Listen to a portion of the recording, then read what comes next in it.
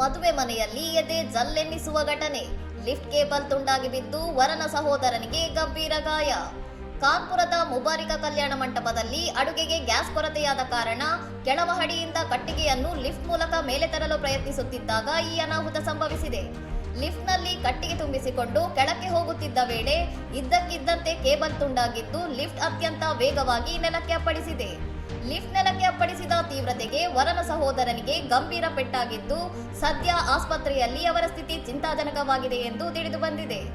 ಕಲ್ಯಾಣ ಮಂಟಪದ ಸಿಸಿಟಿವಿ ಕ್ಯಾಮೆರಾದಲ್ಲಿ ಈ ಭಯಾನಕ ದೃಶ್ಯ ಸೆರೆಯಾಗಿದ್ದು ಲಿಫ್ಟ್ನ ಸರಿಯಾದ ನಿರ್ವಹಣೆ ಇಲ್ಲದಿರುವುದೇ ಅಪಘಾತಕ್ಕೆ ಕಾರಣ ಎಂದು ಸಂಬಂಧಿಕರು ಆಕ್ರೋಶ ವ್ಯಕ್ತಪಡಿಸಿದ್ದಾರೆ.